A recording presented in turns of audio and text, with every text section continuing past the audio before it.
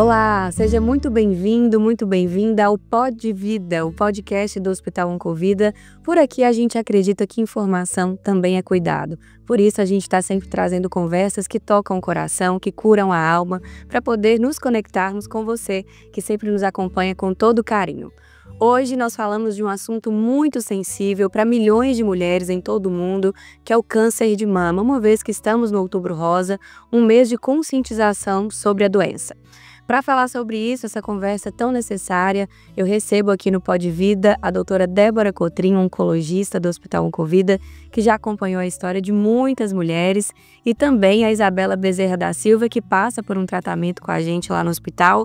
Sejam muito bem-vindas, meninas. Muito obrigada pelo convite, é uma honra estar aqui com você, Ju, e também com minha paciente querida, a Isabela. Bem-vinda, Isabela. Muito obrigada pelo convite, é um prazer também estar aqui com você, Juliano, com a doutora Débora, e poder compartilhar um pouco da minha jornada. Prazer é todo nosso conhecer um pouquinho mais da sua história. Doutora Débora, para começar, eu gostaria que a gente falasse sobre algo que é muito importante, uma vez que vai de encontro também à prevenção, que é sobre os fatores de risco do câncer de mama. Quais são esses fatores? Quem pode desenvolver um câncer de mama? Explica pra gente.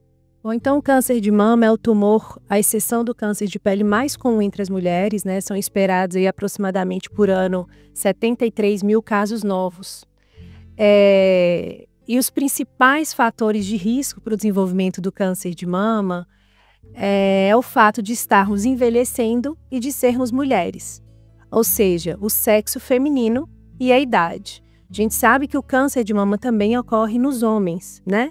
Mas então os principais fatores de risco, sexo feminino e idade, que são fatores que a gente não consegue mudar, né? A gente não consegue mudar o fato de estarmos envelhecendo e o nosso sexo. Existem outros fatores que estão relacionados à exposição hormonal, né? Então as mulheres que ficam maior tempo à exposição dos hormônios femininos, então mulheres que têm uma menarca, né? A primeira menstruação muito precoce, uma menopausa muito tardia, mulheres que nunca engravidaram, mulheres que não amamentaram ou amamentaram um pouco tempo. E também tem outros fatores de risco relacionados aos nossos hábitos de vida, né? A questão do sedentarismo está associada aí à obesidade e também à nossa alimentação. Então, esses são os principais fatores de risco identificáveis para o câncer de mama. Uma porcentagem menor, aproximadamente de 10 a 15% dos casos de câncer de mama estão associados aos fatores hereditários, que são aqueles casos que a gente vai suspeitar quando existe muitos casos de câncer de mama na família e também de câncer de ovário principalmente. Isabela, a gente está falando aí sobre esses fatores de risco. Eu queria saber de você como que foi o momento do seu diagnóstico, né? Como que você descobriu, como que foi esse susto, como você se sentiu? Divide um pouquinho dessas emoções com a gente. Eu recebi o meu diagnóstico muito jovem, com 30 anos, no início do ano de 2023. Eu vinha sentindo fortes dores na coluna e andava extremamente cansada. E juntamente com isso eu notei um nódulo na mama esquerda. Aí eu procurei, né, o médico e após exames, biópsia, ultrassom, fui diagnosticado com câncer de mama metastático. Eu já estava com metástase na coluna, no fígado e no pulmão, o que justificava minhas dores na coluna. Então, nesse momento, eu fiquei completamente assustada. O diagnóstico veio quando meu filho estava com 7 anos de idade. Eu tinha muito medo de não dar conta do tratamento e deixá-lo órfão. Então, depois eu fui organizando, né, minhas emoções e foquei na cura. Doutora Débora, a gente está vendo o caso da Isabela, uma jovem, né, assim, uma mulher muito jovem, de 30 anos. Queria saber como que são, né, esses padrões hoje de descobertas do câncer de mama. Isso tem acontecido de fato em mulheres cada vez mais cedo? O que você tem percebido? A gente tem visto realmente um aumento na incidência em pacientes mais jovens. Mas isso está relacionado diretamente ao diagnóstico precoce, à preocupação das mulheres em fazer o rastreamento, né? Então a gente sabe hoje que as mulheres, elas têm um cuidado maior com o corpo, então acabam percebendo mais. Antes a gente via que as mulheres elas eram diagnosticadas mais tardiamente. Então elas não tinham tanto acesso e tanto cuidado à saúde e aos exames de rastreamento, e hoje a gente tem visto que isso acontece de maneira mais rotineira. Também a gente tem que reconhecer que a nossa exposição aos fatores de risco, né, principalmente aos nossos hábitos de vida, tem aumentado a incidência do câncer em pessoas mais jovens, não só o câncer de mama, né? Principalmente obesidade, inatividade física e a nossa alimentação. Então, isso faz com que o câncer ele aconteça em pessoas mais jovens. Isabela, você comentou sobre essas emoções, né, esse medo que você sentiu. O que foi a virada de chave para você naquele momento de tristeza, de desespero? O que te ajudou a enxergar que havia um caminho, que você precisava fazer o tratamento? Como é que foi esse processo? O que te ajudou mais nesse momento, assim? O que me ajudou nesse momento, Juliana, foi minha conexão com Deus. Eu lembro de ter chorado bastante e num certo dia eu orei e pedi a Deus para tomar frente do meu tratamento, da minha vida, e foi aí, a partir desse momento, que eu perdi o medo e comecei a encarar de frente. Aí eu sempre foquei no lado positivo, por mais difícil que o tratamento seja, eu sempre busquei e Deus me deu essa força de encarar ele com positividade. Aí todo dia que amanheço e olho para meu filho, é como se eu ganhasse um gás a mais. E também ter compartilhado com as pessoas que eu amo. Eu tive muito apoio de gente, dos meus familiares, amigos de trabalho, e gente também que eu já não estava tão próximo, mas quando eu compartilhei nas redes sociais, é como se eu estivesse recebendo uma onda de amor. Pessoas orando por mim, fazendo grupos de orações. Essa corrente fortaleceu muito o meu espiritual. Então foi isso, essa ajuda espiritual mesmo de Deus. Doutora Débora, quando o câncer ele é descoberto no início, né, quando há esse diagnóstico precoce, o que muda no tratamento? O diagnóstico precoce é o que a gente sempre fala, ele salva vidas, né? Então, ser diagnosticado precocemente aumenta muito as chances de cura, né? Então, para o câncer de mama, quando a gente fala de rastreamento, é justamente diagnosticar a doença quando ela ainda não tem sintoma. Então, já que estamos falando do câncer de mama, eu vou reforçar para todas as mulheres acima de 40 anos, é necessário fazer a mamografia anualmente. Por quê? Antes mesmo da mulher perceber um nódulo na mama, a gente consegue diagnosticar lesões tão pequenas que ela não teria percepção desse nódulo.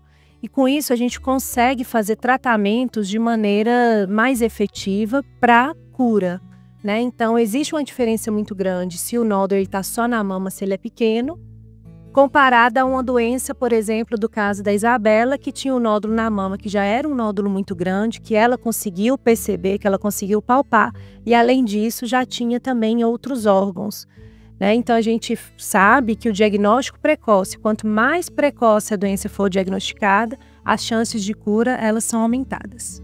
Isabela, depois do seu diagnóstico, você está sendo acompanhada pelo Hospital Oncovida, né? Queria que você compartilhasse com a gente como é que está sendo essa experiência, o que você está achando, né, desse tratamento que está sendo feito lá no hospital, como é que está sendo isso tudo para você? Sim, o Hospital Oncovida faz parte da minha vida já há alguns anos. Minha mãe já teve câncer de mama, tem 13 anos que ela se curou e o tratamento dela foi lá. Então a gente já tinha essa admiração pelo hospital, sabia da excelência dos profissionais, e quando eu recebi o meu diagnóstico, o primeiro hospital que veio na minha mente foi o Oncovida. E lá, o tratamento, eu sou encantada, porque desde o momento que a gente chega até o momento de fato realizando a quimioterapia, a gente lidar com o acolhimento de todos os funcionários, colaboradores, e lá eu sinto uma energia de amor tão grande que nem parece que lá é um hospital. Lá não parece que é um hospital para mim. Então, eu amo fazer meu tratamento lá. e os médicos, né? A doutora Débora é um anjo na minha vida, doutora Príscila, que eu tive contato também, elas focam no nosso tratamento e o paciente é o centro do cuidado, e isso é muito importante para mim. Doutora Débora, falando do tratamento em si, né? Quais são as opções hoje disponíveis? Quais são os melhores caminhos? E como vocês, médicos, né, equipe multi, como que vocês definem quais são as melhores estratégias para o tratamento desse paciente? A definição de tratamento, né, a definição terapêutica, ela vai ser baseada de acordo com o estágio que a doença é diagnosticada. Então, a doença ela pode ser diagnosticada no estágio 1 ao estágio 4. A partir desse estadiamento, a gente define a estratégia de tratamento. E para câncer de mama hoje, a gente tem várias opções. A gente tem a cirurgia, que é o tratamento primordial quando a doença ela é localizada. A gente tem a quimioterapia. A quimioterapia ela pode ser realizada antes da cirurgia ou após a cirurgia. A gente tem a radioterapia, que ela é realizada após a cirurgia, quando indicada. A gente tem comprimidos, né, hormonioterapia. A gente tem terapia-alvo, né, que são os novos tratamentos para câncer de mama, e também imunoterapia. Então, na verdade, para a gente decidir qual o tratamento, né, qual a melhor opção para o paciente, vai basear em qual as características do tumor, porque a gente sabe que o câncer de mama também não é uma doença única, então a gente tem aí 4 subtipos. Então, isso também vai ser importante para a gente definir qual que vai ser a melhor estratégia. E também qual estágio que a doença se encontra, se é o estágio 1, estágio 2, estágio 3 ou estágio 4. E aí, a partir daí, a gente define qual o caminho a seguir. Isabela, a gente falando de tratamento, a gente está falando da cura do corpo muitas vezes, né? Mas a gente sabe que o emocional, as angústias da alma, elas também às vezes nos atravessam, né? Eu queria saber como tem sido para você lidar com o seu emocional durante esse tratamento do câncer de mama. Sim, o tratar o físico é importante, mas para a cura ser completa mesmo, tem todas as áreas da nossa vida que precisam de atenção. E o lado emocional é super importante também, para a gente, de fato, perceber o que a gente precisa melhorar. E a terapia é super importante. Você tem um profissional para te auxiliar a dar uma analisada, né, na sua vida, porque eu acredito que muitas vezes eu deixei de me priorizar para priorizar minha carreira, minha família, meu filho, e às vezes eu me deixava de lado. Não que esteja errado, né, eu priorizar essas outras áreas, mas através da terapia eu percebi que a primeira pessoa que tem que estar bem sou eu, para me dar conta de todo o resto, né? Então é muito importante a gente começar a nos olhar com esse cuidado, e a psicoterapia é o melhor caminho para a gente ter essa clareza de crenças também que estão enraizadas, que muitas das vezes a gente não percebe, e para lidar também com o tratamento.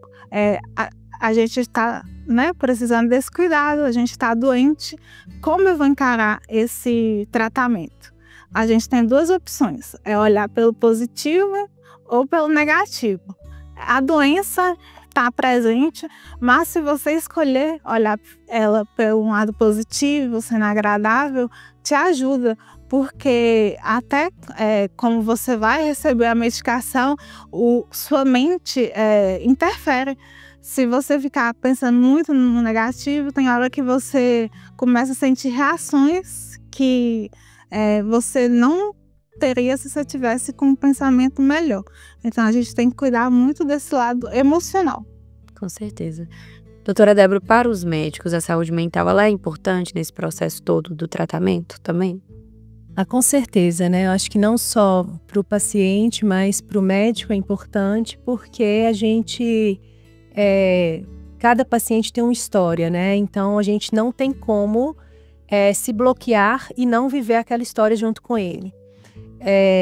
Então é importante para nós médicos, né, também entender que cada um tem sua história, que é o que eu sempre falo com meus pacientes, cada um tem sua história e a gente faz parte dessa história também. Então mentalmente a gente tem que estar bem.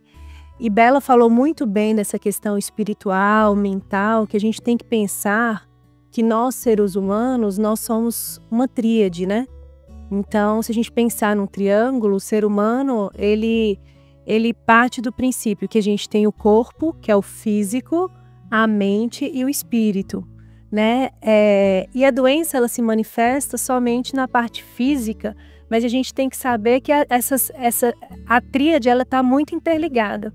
Então, não adianta só a gente tratar o câncer em si, o físico, o corpo, se a mente e o espírito, eles não estão alinhados também. Então, isso que Bela falou da questão da saúde mental, dessa assistência, da questão da espiritualidade, faz tanto parte do tratamento quanto a própria quimioterapia, a própria imunoterapia, a própria cirurgia, né? E há um tempo atrás, isso da questão da espiritualidade, não falando aqui de religião, é tão importante que foi publicado um estudo randomizado, inclusive, né? Foi um primeiro estudo que foi feito em mulheres com câncer de mama, que dividiu em 2 grupos. Aquelas mulheres que tinham alguma crença, que acreditavam em algo, que existia alguém acima delas por elas, e aquelas mulheres que não acreditavam em nada. Durante o tratamento foi feita algumas análises de células, principalmente relacionadas à imunidade, à resposta ao tratamento, e mostrou que aquelas mulheres que estão em tratamento e que têm alguma crença, né, e que acredita que existe algo maior por elas, evoluíram melhor, tiveram melhores respostas ao tratamento, comparado com aquelas mulheres que não tinham nenhuma crença.